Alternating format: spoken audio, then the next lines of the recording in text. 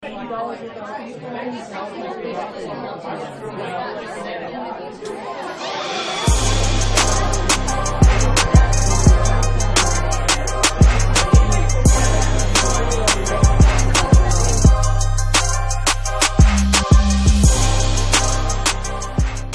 जगत में किसी को बदनाम करना बहुत आसान है।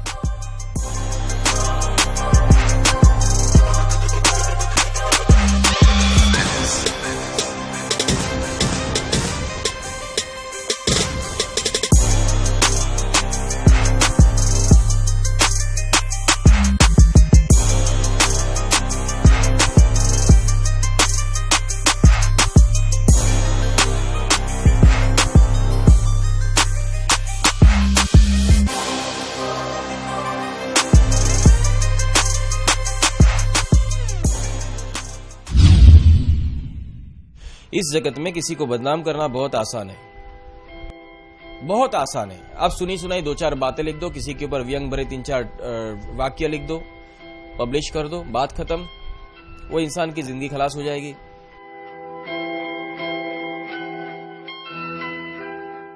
आप दुकानदार हो, आपकी दुकान के ऊपर बोला जाएगा यहां तो डुप्लीकेट घी मिलता है और ये तो चोरी का माल बेचता है, यहां से मत लेना। अनाज है, अनाज क्या बताऊं, इसके भेलसेल वाला बेचता है। बस तुम गोसिप कर दो, दूसरा कोई देखने नहीं जाएगा, वो सीधा वहां जाना ही बंद कर देगा। उसको कहते गधे।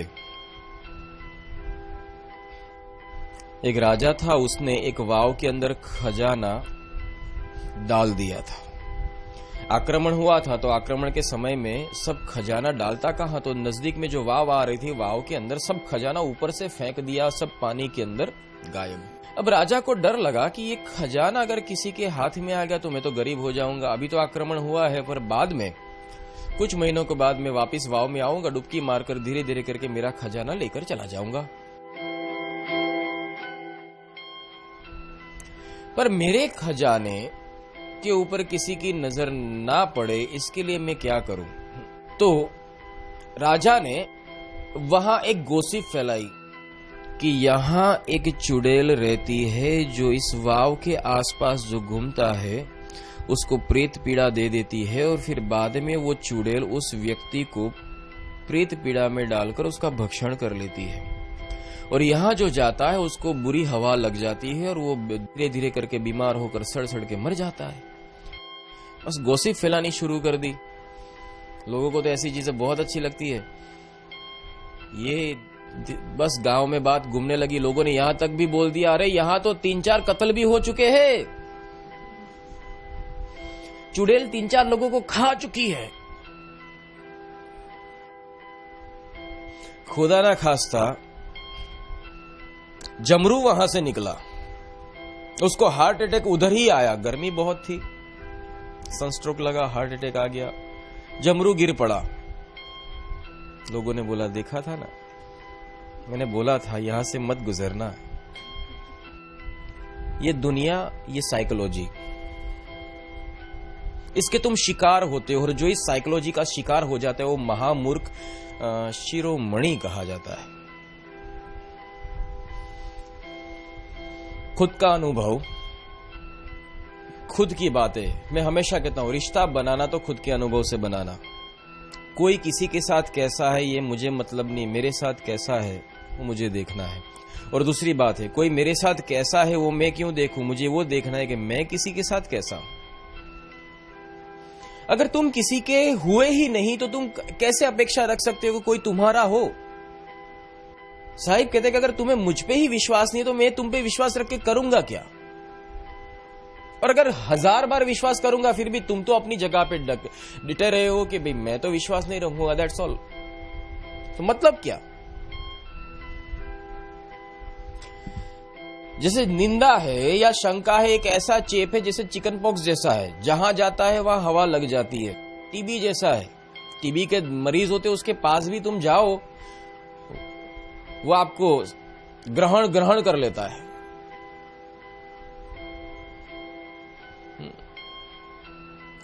फिर खांसते रहना। ये ऐसा रोग है जो आपको इस कदर ग्रहण कर लेगा, इससे आप छूट नहीं सकते। क्योंकि ये जो रोग जो होता है, ये रोग लग जाने के बाद वो आपकी जान लेकर ही छोड़ता है।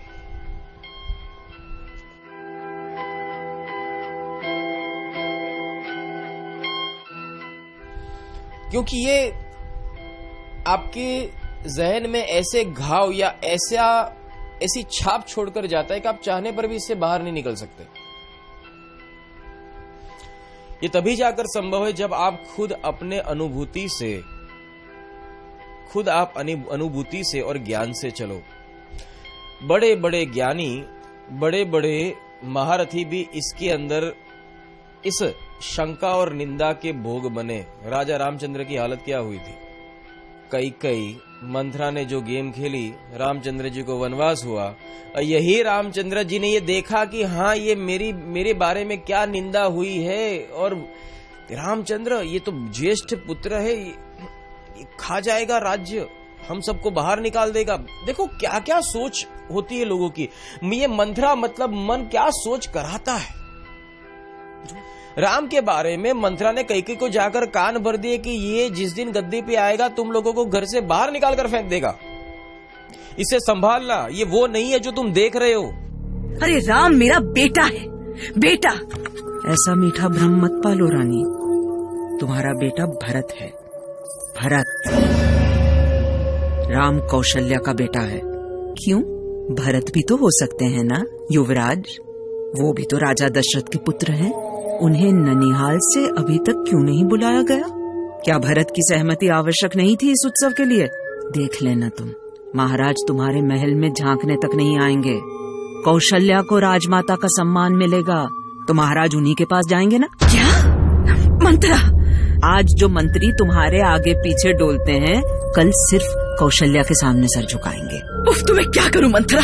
झूठ कहूं तो पाप लागे रानी, पर अभी भी कुछ नहीं बिगड़ा। ये दिखता कुछ और है, अंदर कुछ और है। विनय विवेकी की बातें करता है पर अंदर से इसके अंदर विवेक नहीं है और तुमको कैद में डाल देगा। महाराज तुम्हें मनाने अवश्य आएंगे। यदि वो मनाने आ भी गए तो क्या कहूंगी उनसे? बस दो बातें। पहली ये कि वो भरत को युवराज बना दे, और दूसरी ये कि 14 बरस के लिए रामचंद्र को वन में भेज दे। इस अवस्था से जब रामचंद्र जी निकले फिर भी उनकी यही हालत हुई। जब सीता को वापस लंका से जीत के आए तो बोले, कैसे भले ही तुम सती हो पर मैं दुनिया का मुंह कैसे बंद करूं, इसीलिए तुम्हें अग्नि परीक्षा देनी पड़ेगी।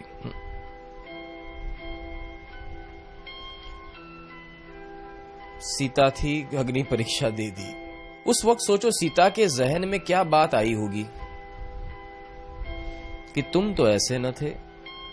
हो गया, क्या करे। अब जब अग्नि परीक्षा का सर्टिफिकेट मियां आप लेके आए हो तो फिर नगरजन बोलते तो क्यों उसकी बातें सुन ली। वापिस सगर्भा सीता को जंगल में छोड़ के आ गए। निंदा।